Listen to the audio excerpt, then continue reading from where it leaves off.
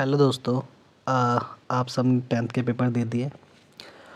Paper सारे में उम्मीद है कि अच्छे ही गए होंगे सारे के सारे, है ना। और अब लगभग आपकी 10th कंप्लीट है ना। तो इसमें मैंने लिखा हुआ है व्हाट डू आफ्टर 10th, मतलब अब क्या करें। ये आपके मन में बहुत ज़्यादा दुविधा चल रही होगी, है ना, कि अब 10वीं हमने कर ली है, एग्ज़ाम क्लियर कर दिया है, मतलब एग्ज़ाम क्लियर ही हो जाएगा, जो भी नंबर आने होंगे वो रिज़ल्ट में आ ही जाएगा, है ना। अब आपके मन में दुविधा ये रहती है कि अब हम आगे क्या करें, मतलब कौन सा स्ट्रीम लें, है ना। हमारे कितने नंबर आएंगे, नंबर के हिसाब से स्ट्रीम लेना चाहिए, या हमारी क्या इच्छा है, कैसे करेंगे, कौन सा स्ट्रीम लें, है ना। इन सब के लिए ना मैं आपको आज थोड़ा बहुत बताऊंगा, जिससे आपको मदद मिलेगी डिसाइड करने में कि आप कौन सा स्ट्रीम लें या ना लें, है ना। मेरे साथ बने रहें, मेरे चैनल को सब्सक्राइब कर लें, है ना। चलो आगे बढ़ते हैं। देखो, जैसे कि आपको पता ही होगा कि आजकल जो स्ट्रीम चल रही है वो कुछ स्ट्रीम इस प्रकार की है, साइंस, है ना, और कॉमर्स, आर्ट्स और वोकेशनल चल रही है। तो आपको ये डिसाइड करना पड़ेगा कि इसमें से कौन से स्ट्रीम लें, ताकि आपका आगे फ्यूचर सिक्योर हो जाए और मतलब आपको करियर चूज़ करने में बहुत ज़्यादा आसानी रहे। इसके लिए कुछ बहुत सी बेसिक बातें हैं। बेसिक बातें मतलब ऐसा समझिए कि आपका ना इंटरेस्ट कैसा है विषय में, साइंस में है ना, और दूसरा कॉमर्स में, मतलब कॉमर्स में या फिर आर्ट्स में। पहली बात तो इंटरेस्ट की होती है। इंटरेस्ट में ये नहीं, इंटरेस्ट आप ऐसे नहीं कि मतलब किसी को देख के इंटरेस्ट जगा लिया, मतलब मेरे भाई ने करा है साइंस तो मैं भी साइंस करूँगा, कॉमर्स तो कॉमर्स, आर्ट्स किया है तो आर्ट्स, मेरे दोस्तों ने आर्ट्स ले रखी है तो उनके साथ मज़े मज़े करूँगा मैं, है ना। ये सब चीज़ें नहीं। ये इंटरेस्ट का मतलब ये है कि आप किसको पढ़ने में कंफर्टेबल है, किसको पढ़ने में मज़ा आएगा, है ना। साइंस में बेसिकली तुम्हें पता ही है, ये सबसे ज़्यादा टफ माना जाता है क्योंकि इसके अंदर कुछ सब्जेक्ट्स हैं, फिजिक्स, केमिस्ट्री, मैथ, बायो, है ना। इसके अंदर कुछ फील्ड्स होती हैं, doctor, engineer, research field, scientist, बहुत सारी फील्ड होती हैं। कॉमर्स, इसके अंदर भी बैंकिंग सेक्टर हो गया, फाइनेंस सेक्टर हो गया, फाउंडेशन, सीए फाउंडेशन वगैरह, सब बहुत सारी चीज़ें चलती रहती हैं। आर्ट्स में भी नॉर्मल लोग आईएएस वाईएएस की तैयारी करते हैं, गवर्नमेंट जॉब की तैयारी या फिर नॉर्मल जॉब करने के लिए तैयारी करते हो, आर्ट्स पढ़ते हैं। वोकेशनल भी एक स्ट्रीम है जिसमें मतलब हम अपने मनपसंद सब्जेक्ट को ले सकते हैं और सिर्फ वो सब्जेक्ट को पढ़ सकते हैं।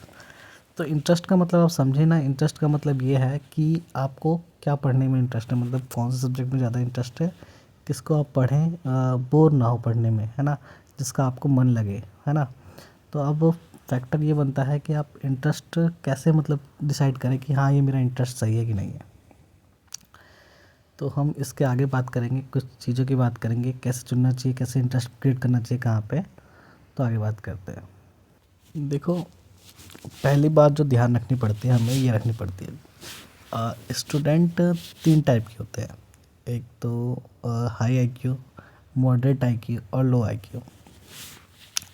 देखो, हमें ना सबको ना ईमानदारी से अपनी क्षमता के बारे में पता होता है कि हम कौन सा आईक्यू लेवल में रहते हैं, मतलब किस आईक्यू लेवल में है, हमें कितना समझ में आता है कोई भी चीज़, कितना समझ में नहीं आता। ये देखो हाई, हाँ, तो हम बात करते हैं हाई आईक्यू वाली। तो जिसकी हाई आईक्यू होती है, हाई आईक्यू का मतलब तो मैंने बताया था आपको कि सबको पता होता है अपनी क्षमता के बारे में ना। तो हाई आईक्यू का मतलब जिसको अच्छा स्टडी कर लेता है, रीड कर लेता है और अच्छा समझ लेता है, गिनिंग पावर अच्छी है ना। तो ये बच्चा बच्चा मतलब बहुत ज़्यादा होशियार, होशियार मतलब इंटेलिजेंट है ना, इंटेलिजेंट है। अब ये क्या है कि अब इसके पास तीनों ऑप्शन खुले हुए हैं, है ना। चाहे ये साइंस ले ले, चाहे ये आर्ट्स ले ले और चाहे ये कॉमर्स ले ले, है ना, और चाहे वोकेशनल ले ले वो भी जो है। देखो, ये बच्चे जो होते हैं, ये बच्चे जो होते हैं बहुत ज़्यादा सेंसिटिव होते हैं, मतलब ये किसी भी फील्ड में जाके कुछ अच्छा कर सकते हैं, पर इनको समझना ये होता है कि मतलब इनका ना जो जिज्ञासा है या फिर इंटरेस्ट है वो किस में है। तो है ना। तो ये तो इनके लिए तो कोई दिक्कत ही नहीं है, किसी सब्जेक्ट को ले सकते हैं, चाहे साइंस ले लें, चाहे आर्ट्स ले लें, चाहे कॉमर्स ले लें, है ना। उनको पता होता है ज़्यादातर कि इन बच्चों ऐसे बच्चों को पता होता है कि मुझे क्या करना है, नहीं करना, क्या करना नहीं करना है, फुल डिसाइडेड होता है। तो ये तो अपना साइंस भी लेना हो तो ले सकते हैं, आर्ट्स भी लेना है तो ले सकते हैं, कॉमर्स भी लेना है तो ले सकते हैं। बट इनको ना थोड़ा सा ध्यान देना पड़ता है, अगर साइंस ले लें या फिर कॉमर्स ले लें, मतलब कुछ टफ सब्जेक्ट्स हैं तो इनको, जैसे कि अभी 2 महीने का टाइम है 10th के बाद, तो इसमें पढ़ाई करनी पड़ती है, वरना बाद में बहुत ज़्यादा दिक्कत आती है इनको। इसके बारे में वीडियो बनाएंगे अगले अगले नेक्स्ट वीडियो जो मेरी रहेगी इसी बारे में रहेगी कि साइंस स्ट्रीम ले रहे हैं तो उसे क्या करना चाहिए, नहीं करना चाहिए, क्योंकि मैं खुद एक साइंस बैकग्राउंड से हूँ, तो मैं बताऊँगा, है ना। तो हाई आईक्यू लेवल वाले बच्चों के लिए तो कोई दिक्कत ही नहीं है, वो कुछ भी ले सकते हैं, जो उनका इंटरेस्ट है, जिस पे जो फील्ड में आना चाहते हैं वो डिसाइड कर सकते हैं कि वो ले लें, साइंस ले लें, आर्ट्स ले लें, कॉमर्स ले लें, कुछ भी ले लें। अब देखो दिक्कत आती है जिसका जो ना आईक्यू लेवल है मॉडरेट, मॉडरेट आईक्यू लेवल जो है, ज़्यादातर बच्चे वही होते हैं, हम भी उसी में से थे, है ना। मतलब ज़्यादातर नॉर्मल बच्चे यही होते हैं मॉडरेट आईक्यू वाले, है ना। ऐसा नहीं मतलब आईक्यू लेवल बढ़ा नहीं सकते या फिर मैथ नहीं कर सकते, मैथ करके कुछ भी कर सकता है, कोई भी कुछ कह सकता है।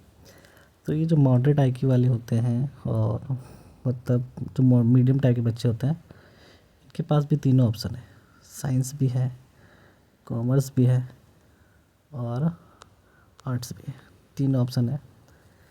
ये सोचते हैं कि मेरे पास, देखो इनका जो मेन थिंकिंग होता है कि नंबर डिसाइड करता है कि अगर मेरा 80 पार आ गए तो मैं साइंस ले लूँगा, 70 पार आ गए तो कॉमर्स ले लूँगा, कम आए तो मैं आर्ट्स ले लूँगा, ये सब सोचते रहते हैं, है ना। या फिर मेरे दोस्तों ने साइंस ली तो मैं साइंस ले लूँगा, मेरे दोस्तों ने आर्ट्स ली तो मैं आर्ट्स ले लूँगा, जो पापा ने कह दिया मैं वो ले लूँगा। तो ऐसे काम नहीं चलता, ऐसे काम नहीं चलता। इसमें हमें देखना पड़ेगा, देखो जो मॉडरेट आईक्यू वाले बच्चे हैं उनको देखना पड़ेगा। इसमें देखो मैं बताता हूँ क्या क्या फैक्टर इंपॉर्टेंट है, कौन कौन से फैक्टर इंपॉर्टेंट है। एक तो अपना फैमिली बैकग्राउंड, सबसे पहला जो इम्पोर्टेंट होता है फैमिली बैकग्राउंड।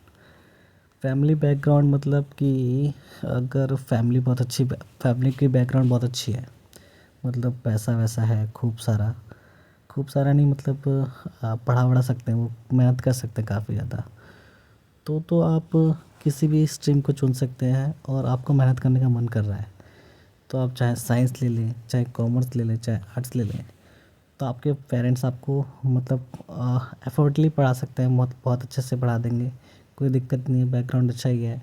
अगर तुम साइंस में ही पढ़ रहे हो तो वहाँ पे भी आपको पढ़ाते जाएंगे, कोई दिक्कत नहीं, आपको बस कोई टेंशन वेंशन नहीं आने वाली है, कोई टेंशन नहीं आने वाली है।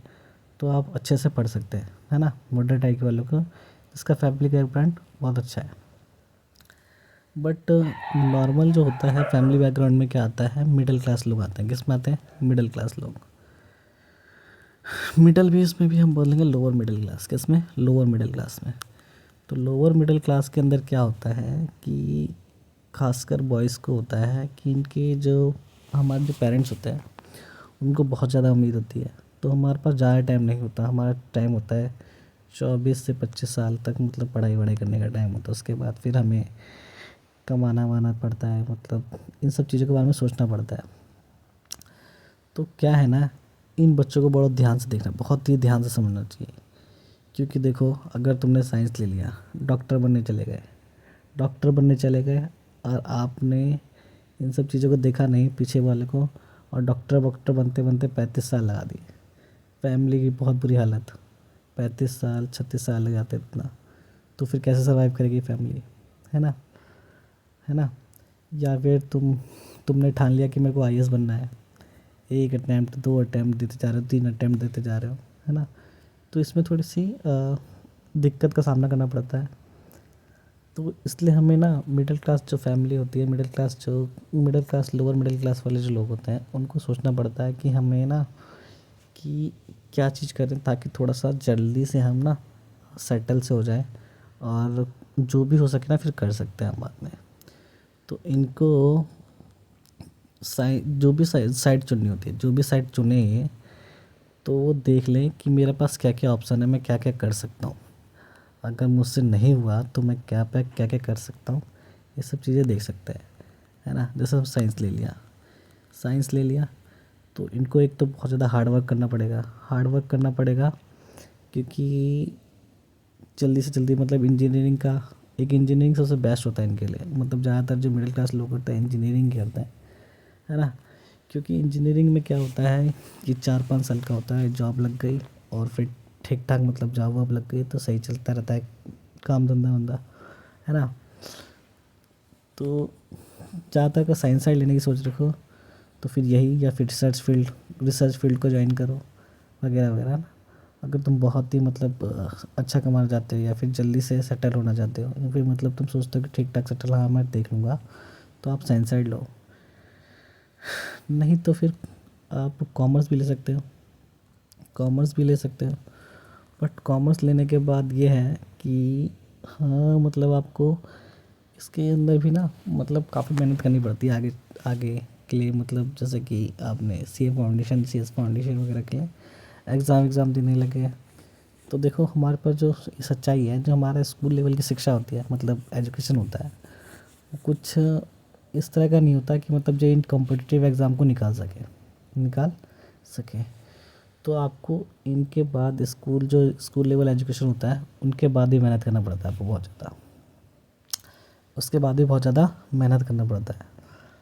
तो हाँ वही वाली बात है, मैंने बताया था आपको कि हाँ, आपके पास अगर पेरेंट्स की एबिलिटी है तो भाई जाओ, वरना फिर कॉमर्स ले लिया और तैयारी ऐसी चीज़ों की करो जो मतलब जैसे कंफर्टेबली तुम अपने मतलब नॉर्मल जॉब वॉब मिल जाए, है ना।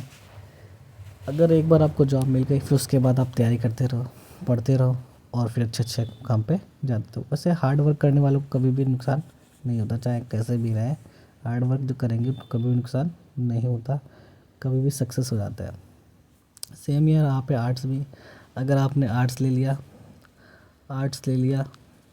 ले लिया जो मिडिल क्लास मतलब लो आई क्यू वाले हैं, मतलब मिडिल आई क्यू वाला है, मॉडरेट आई क्यू वाले, तो आर्ट्स लेके किसकी गवर्नमेंट जॉब की तैयारी, IAS की तैयारी, है ना, इन सब की तैयारी करते रहो, कोई दिक्कत नहीं है। आराम से आर्ट्स लो, पढ़ो, ज़्यादा टेंशन भी नहीं, इस ये सब तैयारी करते रहो, आराम से गवर्नमेंट जॉब लग गई, मस्त आराम से ज़िंदगी कटती है ना। तो ये फ़ायदा होता है इनका। तो मतलब ना ये जो है मॉडरेट वाले, इनको थोड़ा सोचना पड़ता है। अब जो हमारे प्यारे साथी जो बच्चे हैं जिनका जो है ना लो आईक्यू वाला सिस्टम है, जो लो आईक्यू वाला सिस्टम है, देखो मेहनत करके तो कोई भी बहुत आगे निकल सकता है, बहुत आगे निकल सकते हैं, मतलब काफ़ी कुछ कर सकते हैं, है ना। लो आईक्यू किसी का भी नहीं होता, मतलब ठीक कर सकते हैं, पर अभी के हिसाब से देखें तो मतलब पढ़ने में मन नहीं कर रहा। देखो पढ़ने से ही सब कुछ नहीं हो पाता, बाकी और भी बहुत सारी चीज़ें होती हैं जीवन के अंदर जिससे कामयाबी पा सकता है। तो जो ये वाले मेरे बच्चे हैं, मेरे भाई हैं, मेरे दोस्त हैं, ये सब क्या कर सकते हैं कि जनरली आप भी मतलब कोई सी भी साइड ले सकते हो वैसे तो, पर आप ना ध्यान दो कि या तो आर्ट्स वोकेशनल कोई सी भी साइड ले लो और ना अपना स्किल डेवलपमेंट पे ध्यान देना, स्किल डेवलपमेंट पे ध्यान दो। अगर आपने कोई स्किल सीखी, स्किल डेवलपमेंट कर लिया अपने अंदर, तो आपका सक्सेस की गारंटी 100% है। बहुत सारे बच्चे होते हैं जो आर्ट्स लेके भी बहुत ज़्यादा आगे निकल जाते हैं, है ना। तो आपको एक बात याद रखना है कि आप ना स्किल डेवलपमेंट को मद्देनज़र लेके आर्ट्स ले मतलब साइड लेना।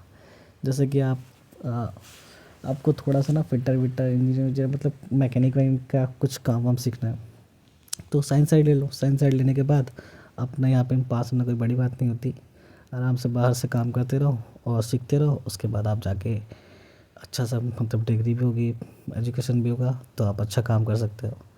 और बहुत सारे स्किल्स होते हैं, तो सारे स्किल सीख के आर्ट्स का कोई ले लो, है ना, इसके अंदर रिसर्च फील्ड के अंदर जाओ, है ना, लिटरेचर का, पोइट्री वेट्री बहुत सारी चीज़ें होती हैं। तो इन सब को डेवलप इससे अपने आप को डेवलप करके अपने आप को काफ़ी अच्छा कुछ कर सकते हैं। ठीक है, मेरे को लगता है कि ये जानकारी आपके लिए बहुत ज़्यादा अच्छी होगी और आपको आसानी रहेगी किसी चीज़ को भी सिलेक्ट करने के लिए। धन्यवाद। Please subscribe my channel.